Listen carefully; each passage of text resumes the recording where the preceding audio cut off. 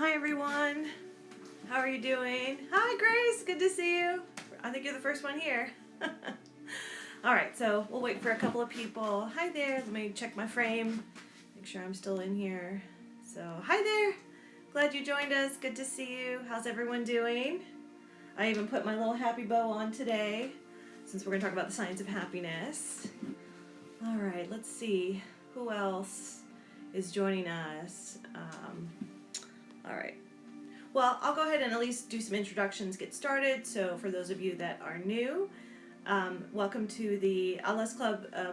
ALAS stands for Achieving Latino Academic Success, and that's actually my sign here. And make sure that you are following us on Instagram, Facebook, Twitter, what's the other one? I have to look. Snapchat. We're basically everywhere. And we do have a YouTube channel, so please go and subscribe to that. So if you do miss a live check-in, I always post the videos later on in the afternoon on there. So if you want to go back and review anything, you're welcome to do so. So I hope word is starting to spread. I'm starting to get really positive feedback from the Richland community, from faculty, and people are starting to send students our way. So I'm glad it's happening. So hi Alyssa, I see you on there as well. So I don't even know what day it is anymore. They're all starting to blur together. All I know is I'm living by time more so than by day. So I kept thinking today was Thursday and it's actually Wednesday. But I'm living by my alarms, by 9:30 I gotta start doing my online work for my classes. By 1 o'clock I gotta start shifting over to get ready for the live feed. By 4 I'm taking a break, and then by 6 dinner and family. So it's just like it's kind of going in cycles, and that's how I'm just my days are actually flying because I've actually been too busy. So I'm actually looking forward to the summer to have a little bit of a break because I am longingly looking at my crafts. You can't see them, they're off camera, but they're all on the guest bed, and I'm just like, I want to get to you guys, I'm coming, just hang in there. So that's why I think on the weekends I'm going to take a break from the live feed and from not working as much online, and so that I can make sure that I am taking care of myself. So I can't wait to be back in class. I'm sick of being at home. I know, I actually miss my office. And if you guys have seen my office, once we're back on campus, come by.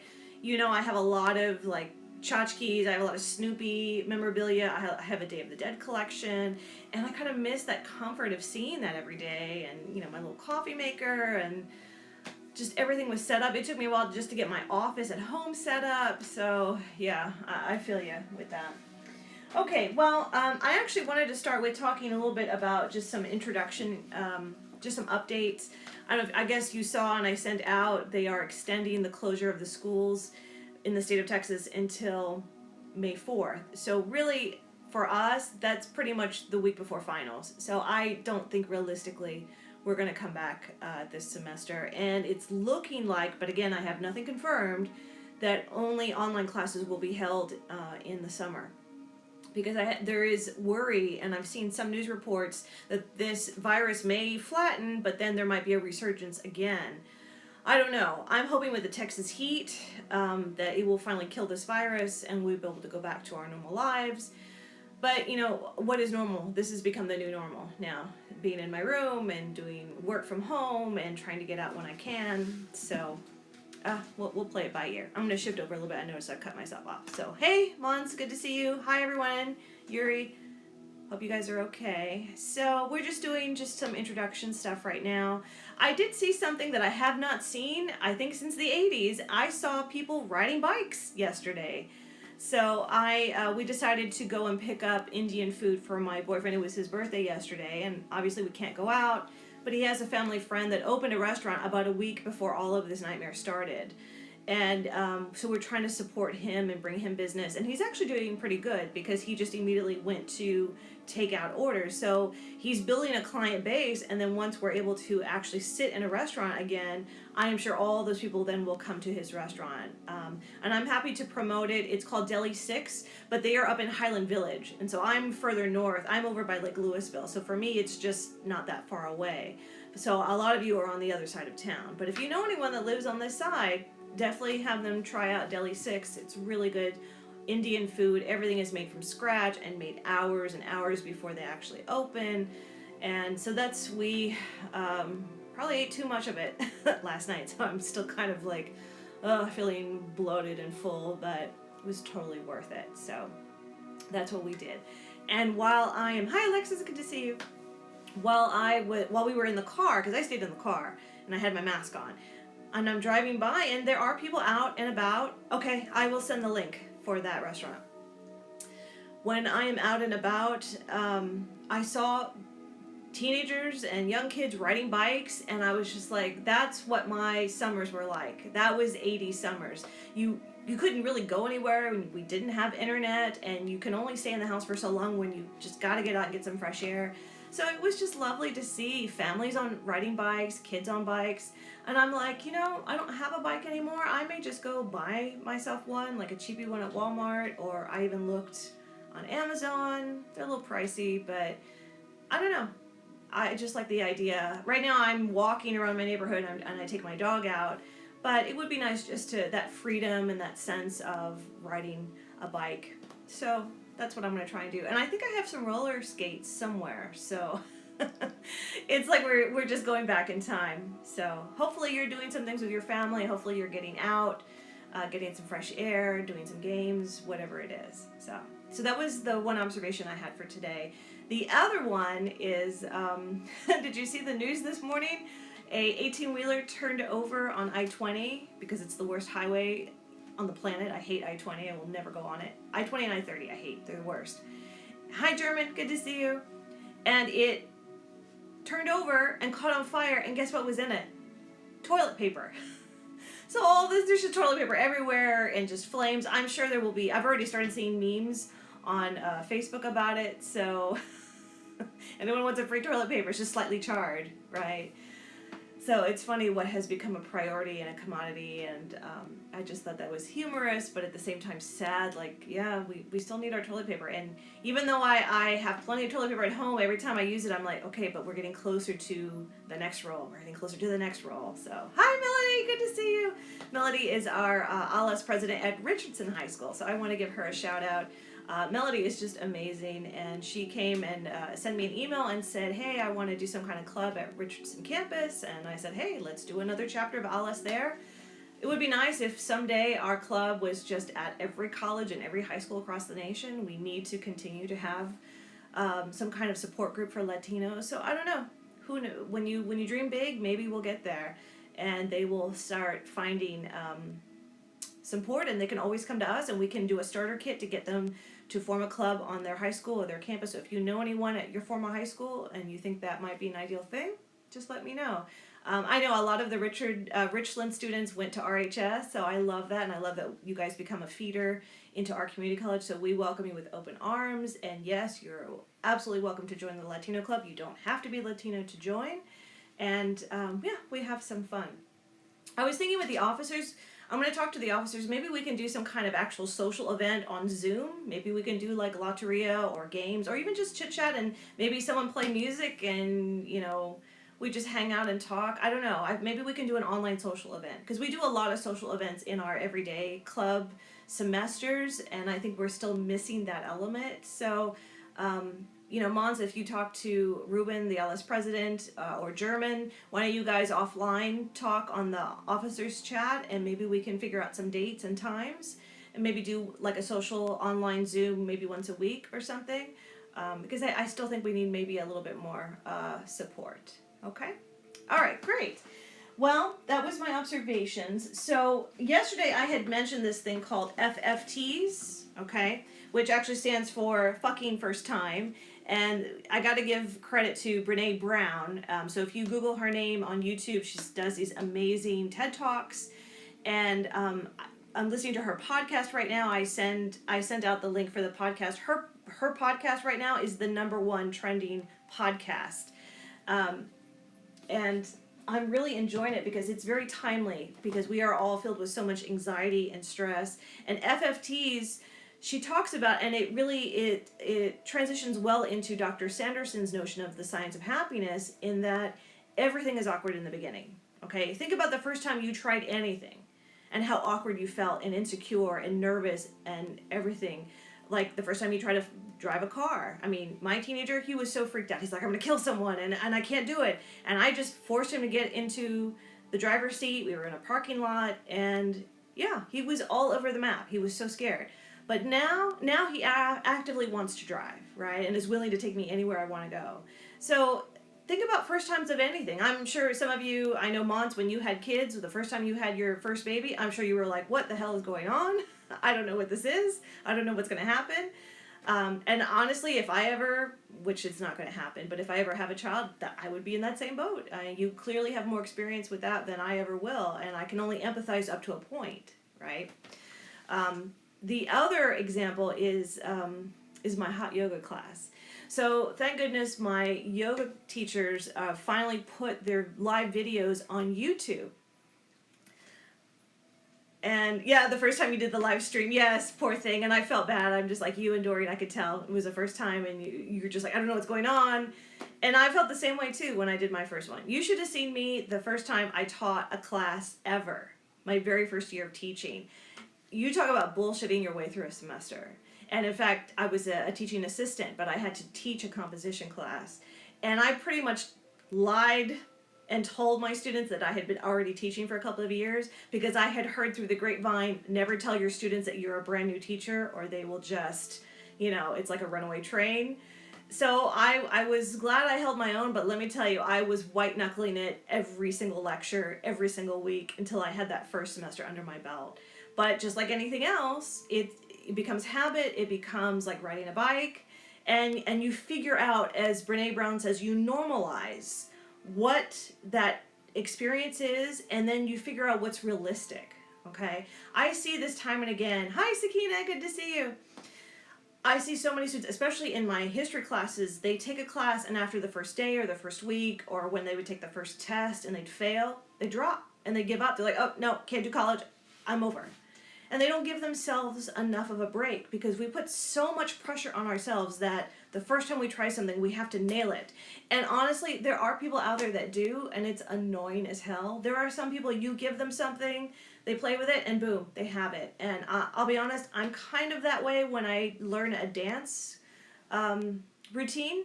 I just pick up choreography very quickly, and it stays with me. But I see other students in my tap classes and they really struggle, and I have seen some of them just don't come back because they're like, oh, well, she's getting it right away, so therefore I'm not as smart as her, I will never be good enough, and I give up. And and even Brene Brown says your first instinct to say is, this is bullshit, fuck this thing. And and that's an FFT. When you're having that feeling, that's a fucking first time experience, okay? And when I take my hot yoga, so I was saying before, my hot yoga class finally is live now, and they do the classes on YouTube. So you can so if you want to check them out, I've posted them on my personal social media. But when I take the class in the studio, hot yoga the room is 98 degrees, so it's body temperature, and it's 100% humidity, okay? So it's basically like trying to do yoga in the middle of a rainforest, okay? It's just muggy and oppressive, and the intent is to sweat, and you sweat profusely, and the heat loosens your muscles, so you actually get a deeper stretch and you get more of a workout. And because your heart is beating so hard and you're breathing harder, you also get the cardio at the same time. Because I hate cardio. I will not do cardio. But I will dance for 4 hours straight, but I will not run around the block. Okay. So now that I have done it enough, I'm in my 220th class now, but this has been over a long stretch of years, like 7 or 8 years, because they do track for you and it's a reward system, and that's why I like it.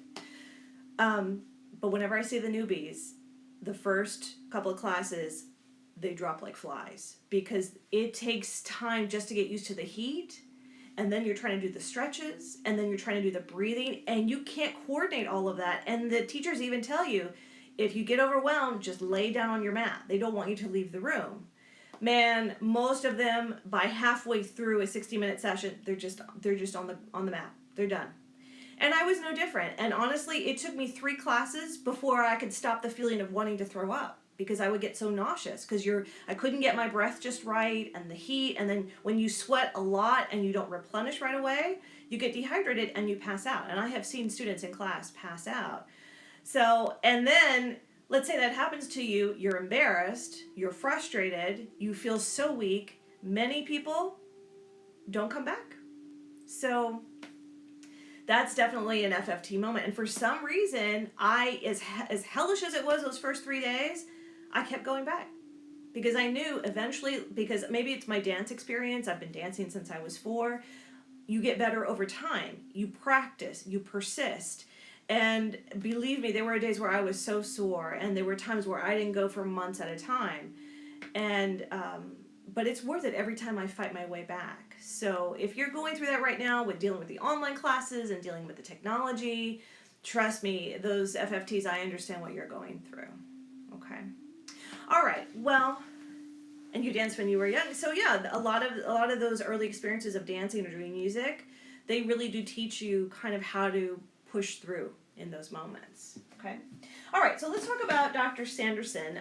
For my history students, I actually posted this lecture, and for my ALA students, I will send it through the group chat. Dr. Sanderson actually came to campus a couple of years ago, and she is an amazing psychologist. And in fact, you can Google her. Her website is called sandersonspeaks.com. And I even found a TED Talk of hers about inaction on YouTube. She has a book coming out called Positive Shift, okay? And I had a picture of the title of the book, so I don't know if you can see my phone. I'll wait for the delay. That's what it looks like. And if you Google her, the whole talk that my students were assigned is based on this book that just came out. Okay, so, and I'm actually listening to it as an audio book. That's why I didn't buy the book. And so she actually talks about the science of happiness. That there have been scientific studies about people being happy. And when I went to that talk, I forgot, the nerd that I am, I took notes. And I found my notes literally 5 minutes before I came on this. I was panicked. I couldn't find them. I always keep a journal in my purse of some kind of sketch journal. So I doodle, and I do all kinds of like little Zen tangles. Things are meditative. I sit in a lot of boring ass meetings. And if you're at least sketching or drawing, you actually hear better. And I teach that to my students. So you can tell I've been or on an airplane or waiting at a doctor's office.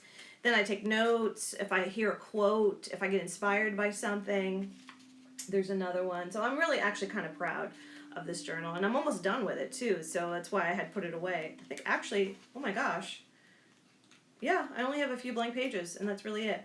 So I actually wrote notes from the Science of Happiness lecture, and I thought I'd just talk through, because I asked my students as well to watch the video and to share 3 things that grab their attention. So if any of you have watched it and you want to just throw out something that grabbed your attention from the talk, you're welcome to. Otherwise, I'll just talk about mine. And then when you go and do the assignment, that's for my history students. But for my ALA students, I am happy to share that lecture with you as well, because I posted it. Okay? All right, so she talks about in the beginning that there are actually 3 components to happiness. Okay? First, of course, pleasure. But she emphasizes that it's actually the least important out of all of those elements. And, I never thought that, well, I did learn from Thomas Jefferson that happiness is actually a right in the Declaration of Independence. And I even tell my history students, what country around the world offers happiness as a right, as a natural right, that we have the right to pursue it? Now, Jefferson doesn't say that we are guaranteed the happiness, but we have the right to chase it, to look for it. And as I tell my students, if you were born into a family of farmers, if you lived in Europe in the 1600s, 1700s, you were going to die a farmer. You kind of were stuck in one position and that's it. But let's say you were the son of a farmer and you yearned to be a musician. You yearned to be a cellist. If you lived in America, you have the right to pursue that. You have the right to find things where you seek pleasure. And I see that with my students as well. Maybe you have family members or people that judge you, that are very critical of you. But the thing is, you have to remember, you have the right in this country to pursue those things. those are criticisms. That's their viewpoint. You have the right to pursue something that gives you pleasure. Okay, so that's one aspect, one component of happiness. Okay, she also talks about engagement. Okay, she talks about and anticipation. So we actually get more happiness from the pleasure of the experience than the experience itself. Okay, now let me give you an example. I love to travel. Okay, and I've traveled many places around the world, and I have learned it's not really so much even the travel itself, it's the weeks and the months leading up to it. I look forward to it. So when I went on my trip to Vietnam, when I got a Fulbright to go with about 10 other professors 2 summers ago, that was months in planning because we had to get the visas, and we were taking little Vietnamese lessons to learn some of the language a little bit, to learn about the culture, all these things to get prepped. And by the time we got there, yes, it was still an amazing experience, but I also got sick on that trip. So for me, it wasn't as enthralled as it was than the events leading up to it. Okay, and then now when I look back, I have the memories and I have the photos, but yeah, a lot of times it's never the event itself. It's all the things that lead up to it, and that's where we find the pleasure, and that's what gets us forward and looking towards the next thing. Okay, so like with this virus, I'm already thinking, what am I going to do in August? Where am I going to go out of town? Who am I going to visit first? And what am I going to do to spend my days when I can actually touch someone and hug them? Okay, so she talks about engagement. Okay, and then the last component of happiness. So Dr. Sanderson talks about, hi Pablo, good to see you. She talks about 3 components of happiness, and the last one she mentioned was what is meaningful in your life. And that's what I had just talked about in terms of you got to find something you're interested in, something you're passionate about. I get many students that tell me, oh yeah, well, I want to be a doctor, I want to be a lawyer, and I always ask them, well, why? And a lot of times it's the pressure of the family that has said, well, it's a good degree, I'll make good money, or I'm going to be an accountant because I'll always have steady work.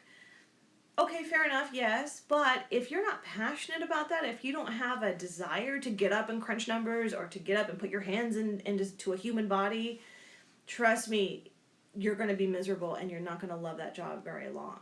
So I worked in computers, and yeah, I was good at computers, but it was not my passion. And I made 3 times what I make now as a professor. And yeah, it was nice, but I felt like my soul was dying because it was not something that I really wanted to pursue forever. Okay. So also in that talk, hi Sonia, good to see you. Half of happiness is in our genes. So she talks about in her Science of Happiness lecture that some of us are born just naturally happy, and you might notice that person, maybe you have that aunt or that friend, they're always just cheery, they're always in a good mood, they always, what I call the Pollyanna happiness, they always look at the positive side of things, and it's annoying. And as much as I try to project a sense of happiness, like Dr. Sanderson, I have to work at my happiness. I have to keep myself from falling into these dark moments and these dark areas and falling into depression and negative thoughts. So what she talks about, and she gives advice on things you can try to keep yourself constantly working towards happiness. So it's really no different than getting married. You have to work at making yourself happy. And if you don't do it, who else is, right? $1 million will make you happy for, yeah, a little bit, but in the long term, it's actually going to cause you more headaches than anything else, okay? If you're hoping that your significant other, your husband, your boyfriend, your girlfriend is going to fulfill all your needs, I'm here to tell you, that's not the case. So you have to look within for your happiness, okay? And so she provides in that talk 10 strategies. So I just want to talk about some of them. And if any of you want to share anything that you've seen on them, please feel free to, okay? So one of her strategies for trying to maintain your happiness is change your behavior. So, and that's perfect for this COVID virus. Change your sleeping habit. Make sure you're getting enough sleep and not too much sleep. Make sure you are going outside and getting some physical activity. For me, just taking a shower makes a hell of a difference in how my day is going to go. And that's one of the reasons why I love doing the live feed, is because it gives me purpose. And I know that by 12:30, I got to make sure my ass is in the shower, because I am not going to go on social media without a shower and probably some lipstick and makeup and a nice shirt on. Okay, so So altering just one little thing really makes a difference. I've actually had to make a point of not actively turning the TV on first thing in the morning, because for me, that is the thing. I get pulled into TV and I'm gone for the rest of the day. So I try to limit my TV time until after 6 o'clock, when I have turned off my technology, when I'm done with work for the day. We usually watch a movie together as a family, or we're watching a series. Right now, we're enthralled with Tiger King. If you haven't watched it, oh my God, I think we're on episode 4, and it's just so twisty turvy, and just so many crazy characters, and I'm loving it because it is such a great distraction from all of this nightmare that's going on.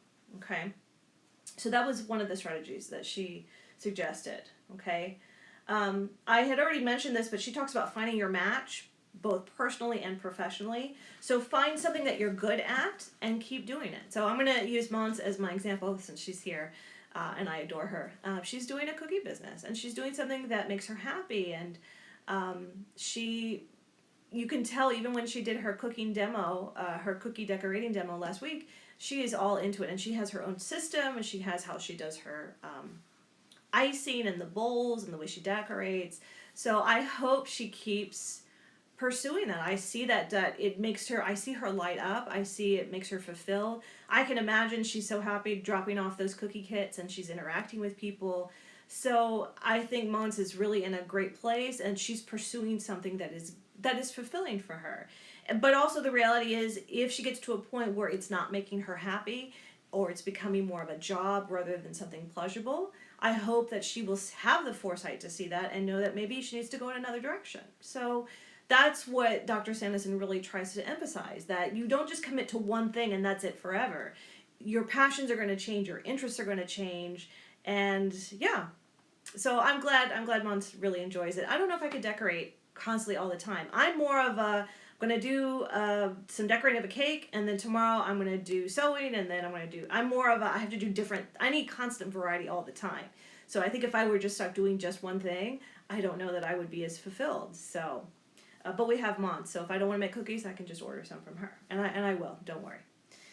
Okay, read a book you love. So do any of you have a book that you have read over and over again more than once? Or a book that you read from childhood that just stays with you? Oh, and Mons is already doing body art, which I find amazing. Mons, you have to watch Skin Wars. Oh my gosh, I learned so much just from watching that. It's on Netflix. It's a good binge watch. So yeah, I love she's branching out in other things. So that's amazing. So yeah, so back to reading a book you love. Have you ever reread a book? And it doesn't have to be an academic book, or it could be something totally trashy. But I have those books that really kind of defined me growing up, that really got into my interest, or maybe even a movie that you love that you could see over and over again. My boyfriend honestly is not a big reader, and that's totally fine because we are complete opposites. Hunger Games, yes. German is rereading. The Help, oh my gosh, I love The Help. For my boyfriend, he loves Hidden Figures. Every time that movie is on, we watch it pretty much all the way through.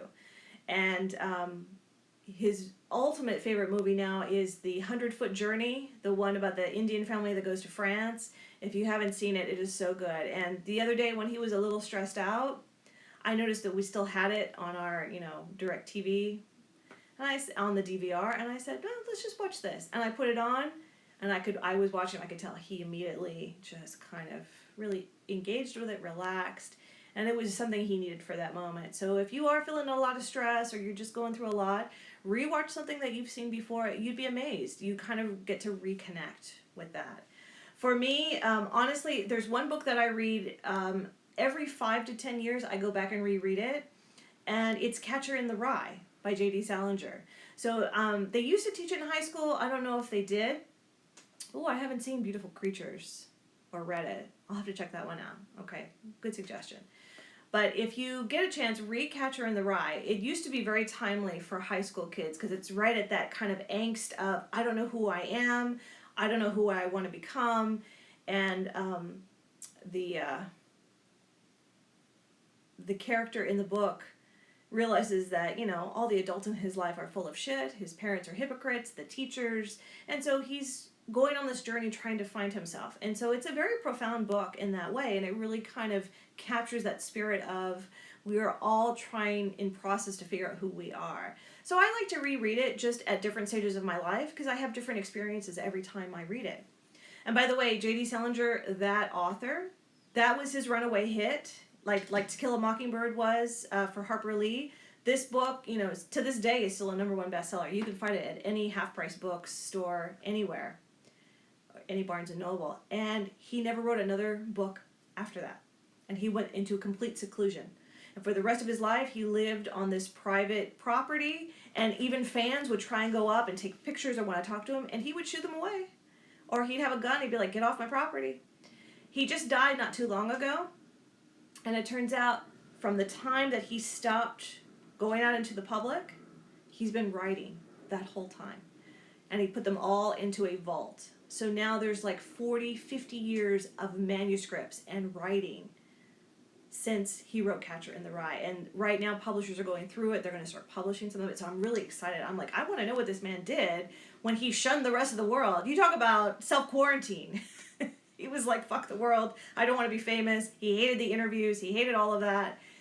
But yet he left this remarkable piece of literature. So I find that fascinating. So I like to go back and reread Catcher in the Rye, and you see it's really good work. So that's my go-to when I need to redo something. So, someone just joined. Hi, good to see you. Okay, number 4 strategy of 10 strategies she recommended in that talk. She said, keep a gratitude journal. 2 or 3 things that you are grateful for right now. And I think that is so important because I do journal. But rather than putting in all of my anxiety and my stress, I also need to make a point to list, I am grateful, 1, that I am alive and breathing. I'm grateful that even though I have older parents, that they're okay, right? And they're healthy. The CEO of Quarantine, yes, he was. J.D. Salinger really was the CEO of Quarantine. I love that. I'm going to steal that quote from you, Lynn. But yeah, and so make sure you're taking a look around. Do you have food in your pantry? Are you with family that you love? Even though they probably annoy the shit out of you right now, and mine are annoying me too. Do you have clothing? Do you have toilet paper? I mean, sometimes it's the little things to be grateful for. I'm grateful that I work for the state of Texas because I'm able to still get a paycheck. Whereas if I had a job where it was based on food industry or based on commission and sales. I know many people in those industries and their companies are in the toilet. So there are small things to be grateful for. And so I love that she reminds us that right now we're in this present moment. We can only control the little things and be grateful for the little things in our life. Okay. All right. This is my favorite one, number 5. Make a gratitude visit. Okay. And I know right now with the quarantine we can't really do that, but she talks about don't wait for someone's eulogy, right? Don't wait until they've died and you go to the funeral and you talk about how great they were. Make sure you are seeking out people that you haven't talked to in a while. It's funny, every so often I will get an email or a message on social media from a former student that I had years ago, and they will actually take the time to go and seek me out, find my information, and just check in with me and let me know how they're doing. And can I tell you, as professors, we all love that. That is what we live for. That's why we do this job, because we want to give you the tools that you need, and we want to see you fly, and we want to see that you're flourishing. And I even had some students that didn't have the best experiences, went through some negative stuff, and then turned right back around, and they still come back and they share with me what they're going through, or they still need advice, or they still need comfort. And so I love that. And I need to remember to do that in my life. I think about all the professors that inspired me, that I'm still in contact with some of them, others I need to reach out to. And even though I can't go physically visit them, I can send them a message, I can send them an email. I've actually started writing cards again because, I can at least drive to the mailbox. So I might start doing letters again. I miss that too. That's very 80s as well. You'd write a letter to your friend or to your grandmother, and why not? Okay. And you're welcome to reach out to me anytime in your life. Don't wait till I'm dead. But please, if I have passed away, you can come to my funeral. So you're invited. All right. Okay. Number 6, she talks about smiling even when you're happy, even when you are not happy.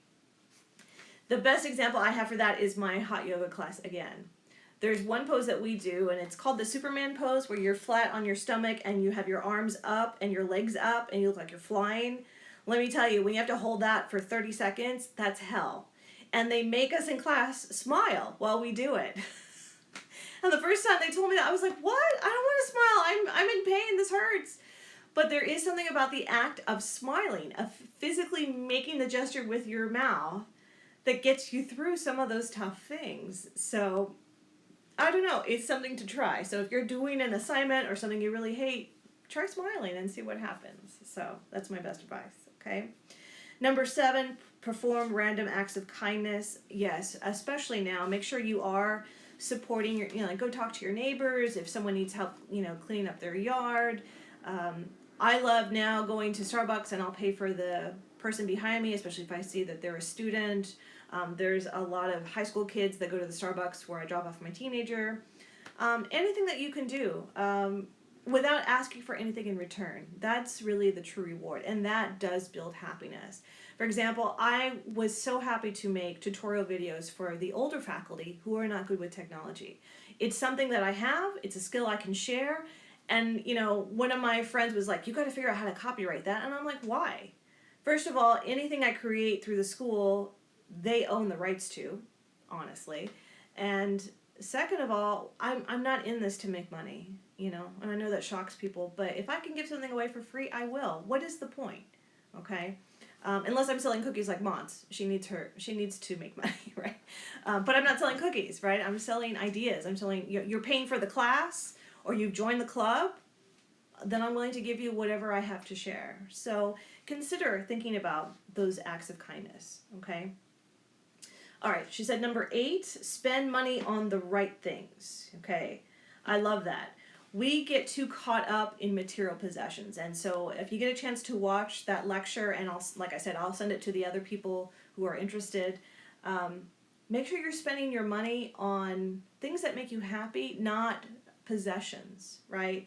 Yes, a nice Mercedes is lovely, but maybe having a trip, to Cancun and having memories with your family, maybe that's what you need to focus spending your money on, more so than just the material possession. Yes, the car is nice. If you can afford it, more power to you. But we do kind of become very materialistic, and then after a while, it's just a thing. Like she said, it's a car. It's, a watch. It's a bracelet. It's this. It's that. There's real value in putting your money on things that create lasting memories. So, for example, something that I've started doing more often, it's through Professor Joan, actually. I'll give her a shout out. She goes to a lot of live concerts, and concerts are expensive, but I'm starting to realize that it's a little expensive, but what I'm getting out of it is the experience of seeing something live. I'm going with friends. I'm having a beautiful experience. I saw Mark Anthony, totally worth it, and and those memories are with me forever. And I got to see an incredible artist live doing what he does that makes him so happy. So so hopefully, don't get so caught up on the material things, okay? All right. Number 9, and I think this one is so true. Avoid comparisons, okay? And this is really at the heart of Dr. Sanderson's kind of message as a psychologist. She actually borrows this quote from Theodore Roosevelt. She said, Teddy Roosevelt said, "Comparison is the thief of joy." And can I tell you, nothing else I could say could top that. It absolutely is. We have a habit of comparing ourselves to family members, to siblings. We are trying to compete with people that don't even know we're competing with. And it's pointless, right? And people will try and take your joy from you as well. I'll share one story with you. When I got accepted at SMU into my master's program, oh my gosh, I was elated. Because first of all, I didn't think I had a shot in hell. Didn't think they would accept me. To get any kind of acceptance letter is always, you talk about joy, okay? And I know like Christopher and Alas got his, yes, I know a lot of you are guilty of this. Christopher got accepted at Texas Tech. That's wonderful. Good for he worked hard for that. Why would I take that away from him? When I got accepted from SMU, I went to dinner with a childhood friend who I had known since I was like 5 years of age. And this is the kid, that partied too much, that dropped out of college, did too many drugs, blah, blah, blah. He's, But he was in a good place, and we were, in our, later 20s. I think closer to, like, around Monta's age, like 27, 28, when I got into graduate school. And the first thing he said was, not congratulations. First thing he said is, I can't believe this. I can't believe you got into graduate school. You're just trying to make me look bad. I haven't even finished my 4-year degree, and here you are getting a master's. I was blown away. I was just like, what the fuck? Whatever happened to congratulations? I'm happy for you. That's amazing. Had no idea you were so smart. No, in fact, those childhood friends used to berate me because I was studious. Okay, I wouldn't say I'm the smartest person in the world. I certainly am not. But the fact that I did my homework and I did what was expected of me and I loved the classroom, I loved learning, they would dog me for that. They would give me shit all the time.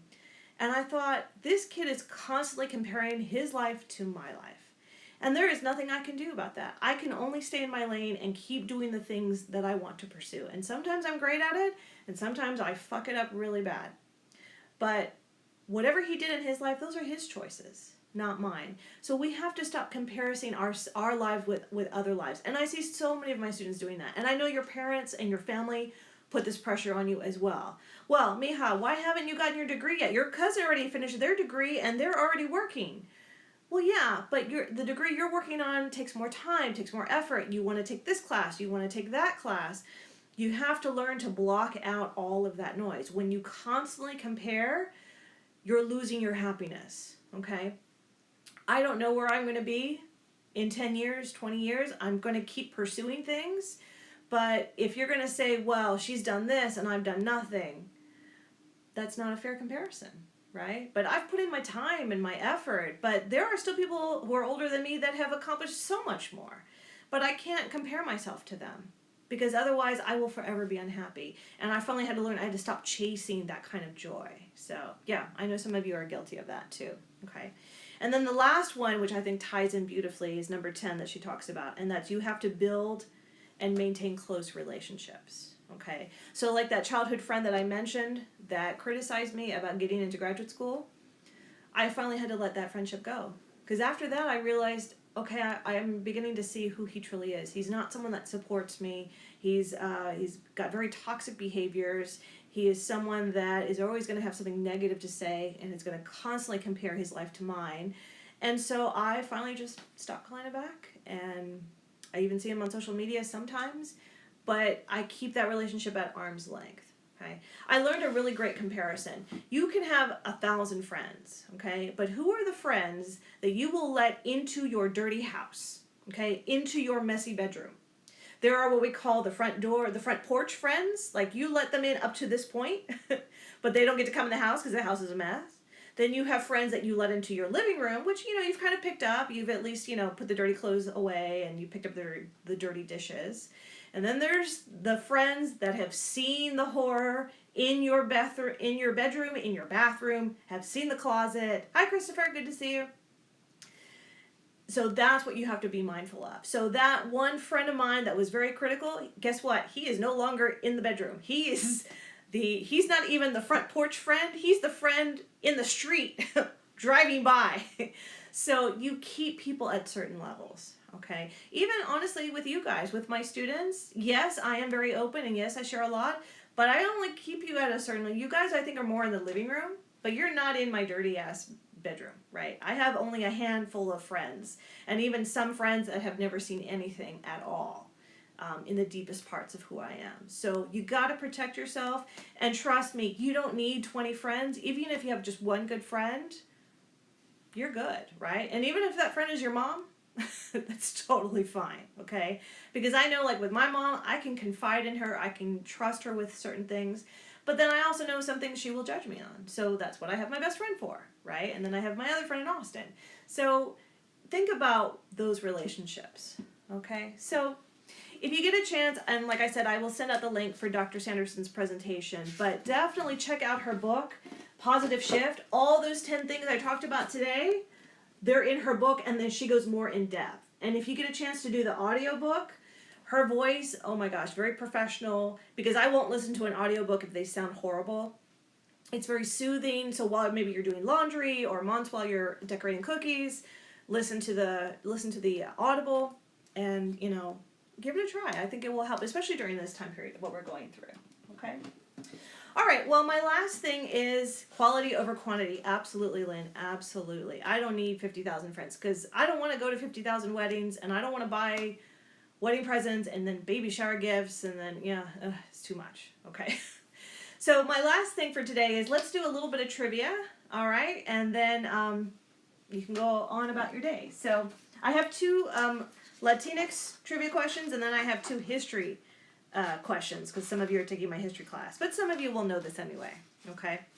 All right. So here's my first question, and if you know the letter, just shout it out. So this is a film trivia question. So who said this famous line? Say hello to my little friend. Okay. Is it A, Carlito from Carlito's Way? Is it B, Richie Valens from La Bamba? Is it C, Tony Montana from Scarface? Or is it D, Antonio Mendez from Argo? And forgive my writing. You can tell I started running out of room, so everything got cramped together. Okay. So who said that famous line? Say hello to my little friend. And I'm not doing the accent. Okay. What do you think? No? Oh my gosh. You guys are so young. You guys got to build up your film history. Seriously. I should just give you a movie list and you got to watch all these films. If you get a chance, take a film studies class. They usually have them at university as well. They are phenomenal. I learned so much. Okay, they're thinking C. Lynn got it right. Yes, it's Scarface. It's C. Yes. Totally guessing. Absolutely. Okay, C, of course. Yeah, so some of us know it. We grew up with it. Scarface came out in the 80s with Al Pacino and a very young Michelle Pfeiffer, and that is my boyfriend's, that's his, what we call hall pass. Do you guys do that with your significant other? You have some celebrity that if you met them in real life, you get a pass if you did some stuff with them. Am I the only one? Okay, well, his is Michelle Pfeiffer. Mine is John Hamm from Mad Men, or Harry Connick Jr. Well, it's always been Harry Connick Jr., but I also added John Hamm a few years ago. So those are my two hall passes. All right, so if you haven't seen Scarface, and most ladies, most guys have seen it, I don't know how I feel about the film. It's graphic, it's violent. I also have issues when it's a non-Latino actor playing a Latino part. So he's playing a Cuban and he exaggerates the accent, and I kind of cringe at it. And I see so many dudes that reenact the scene, the famous scene where the drug dealers are coming for him and the little friend is his gun and he's just going to blast them all the way. Apparently it's based on a true story, that there really is like a Tony Montana. And if any of you are watching Tiger King, that's the film reference they're talking about. There's one guy in Tiger King that is from Florida that is supposedly, this character is based off that real life guy. Okay, so there you go. More incentive to want to see that film. Okay.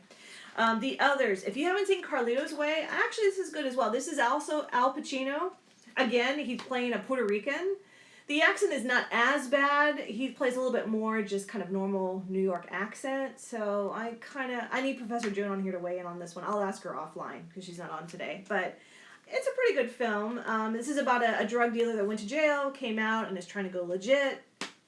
It's a good story, and you get a sense of kind of 70s New York disco. So I love the costumes and the music, so it's fabulous. Okay. La Bamba, of course, we've talked about that before. If you haven't seen La Bamba, that is kind of one of your foundational films when you're looking at Latino culture. That was a big film that came out, I think, in the 80s. Really good as well. He was a famous singer in the 50s. My mom, of course, was a teenager in the 50s, so for her, this hits home for her. And he died in a plane crash with some other big musicians at the time. And so La Bamba was one of his big hits. So to take a traditional Spanish kind of folk song and make it popular for white teenagers, yeah, you talk about crossover. You talk about an impact on culture, okay? And no, I'm not going to sing La Bamba. It's already stuck in my head, okay? And then Antonio Mendez is from the film Argo. That's a more recent film. If you haven't seen Argo, I talk a little bit about it in my History 1302 class. It's about the Iran hostage crisis, and it's actually a side story where some of the Americans escaped the embassy and ran into the Canadian embassy, and then they had to find a creative way to sneak them out of Iran. This is also based on a true real-life guy by the name of Tony Mendez. He was a CIA operative that was sent in. The film is done by Ben Affleck. My only issue, though, again, is that this is a white actor playing a Latino character. Why couldn't they get, a Latino actor to play this? But they want a big name to sell the movie, and it was a blockbuster hit. But I have personal issues with Ben Affleck as well. He did another film a few years ago, and he actually sings one of my grandfather's songs. And he sings it so badly and butchers it, I don't even recognize it when he's playing it. I'll have to find the name of the movie. It's the one where he plays Superman, the famous Superman that committed suicide. Yeah, so I have a few words to say to Ben if I ever meet him. I'm a little pissed off at him. So, okay. All right, on to my next question. Okay, some of you should know this. When is Mexico's Independence Day? Okay. Is it September 16th? A. Is it B? Well, there's so many. Who knows? Which one? There were a few. Is it C, Cinco de Mayo, which, by the way, is 5th of May? Or is it D, 4th of July? Okay. So if you're not sure, take a guess. So when is Mexico's Independence Day? September 16th? You're not sure, B, Cinco de Mayo, or 4th of July?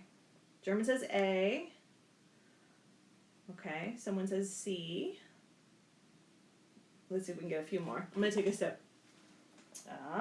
Okay, interesting. All right, so it's a tie between A and C. So technically, it's A. September 16th is actually Mexico's Independence Day. Yeah, Christopher got it right as well. Okay. A lot of people think it's Cinco de Mayo. It's actually not. Okay. That is talking about the Battle of Puebla. Okay. So that's a different way holiday that we celebrate. Okay.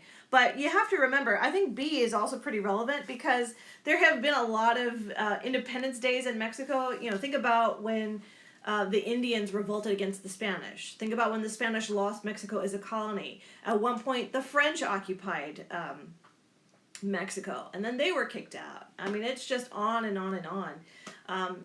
One of my favorite classes that I ever took at North Texas was Mexican history. That's how I learned about my history, because nobody taught me any of these things. So a lot of you that are taking especially my History 1301 class, I am referencing what I learned from my history classes at UNT. And in fact, my teacher was this old redneck white guy, Dr. Chipman. I think he's passed away now, but he was a badass. He was an old hippie. And I learned something from him that I will never forget. He loved everything about Mexican culture. He loved Mexican food. He probably ended up retiring in Mexico. He loved the language. He loved the people. He loved the history. He is the one that told me that he knew God existed. God was real, because God invented the tortilla. He said, the tortilla is the greatest thing on earth. It's this thing that you put food on top of, you eat, and you can also tear it apart and make utensils out of it. Okay? So that's how he knew God existed. And when you look at early kind of Aztec creation stories, it starts with corn. And they believe that the first people created, God breathed life into dust, corn dust. Okay, maize. And so there's a lot of connections to corn and the tortilla. And so I just love that. So every time I eat a tortilla, I'm like, yeah, tortilla is life. I can't live. There is always tortillas in our house. And I think about memories of my mom making tortillas. And when I can get close enough to be in her house, I will film her making tortillas. Because even the sound, she has been doing it since she was a child. It is, you talk about muscle memory, it is just second nature. When I make tortillas, I get made fun of by my brother, because they look like the shape of Texas. So again, FFT. I'm still working on perfecting my tortillas. Okay. All right. Okay. Let me do one more U.S. history quote. Okay. And this is History 1302 actually. Okay. So where was Neil Armstrong when he made this famous statement? That's one small step for man, a giant leap for mankind. Okay, so this is a little U.S. history trivia. Where was he? Okay, where is his physical location? Anyone can guess? Neil Armstrong, without cheating, without Googling it. And by the way, those of you taking History 1302, we're about to talk about this. Yep. I like German's answer. Anyone else agree? Yep. Rodrigo got it. Hi, Rodrigo. Good to see you. Yes, the moon. Christopher said Earth. No, not Earth. Well, there are a lot of conspiracy theories that... Did you know that the moon landing, a lot of people believe it never happened, that it was done on a soundstage? If you love a good conspiracy theory, and I know if Dorian were on here, he would totally be embracing this conspiracy. I know that. But as he's the first man to actually step out on the moon, and actually I put the little symbol here, the sound actually cut out for a second, and the quote is actually, that's one small step for a man, one giant leap for mankind. And the got interrupted. Okay? So, but again, it's that moment in history. And this was actually July 20th, 1969. And the only reason I know that date is that's July 20th is my father's birthday. So, but can you imagine seeing that live on TV and hearing him say that? So, I mean, just there's so many moments of that in history. Okay. All right. Well, I think I've gone on long enough, but it was a pleasure to have you guys on today. And guess what? We're going to have the counseling services come back. Alicia Money's coming back tomorrow to take over Instagram. I think the counseling services are going to keep doing the Thursday check-in, and they're actually going to come up with activities and exercises that we can do to help reduce stress and to make sure our mental health is good. So definitely turn in tomorrow. Alicia as well. Talk about an FFT. She too. It took us 30 minutes to get her online, but we did it. So now she knows how to do it. And, we're going from there. All right. Well, have a good rest of your day. For my history students, yes, I posted more assignments. I'm going to have more lectures up there. But I'm going to take a nice long break right now. All right. Good to see you guys. Work on your happiness, and I will send out that lecture to you. Okay? Bye.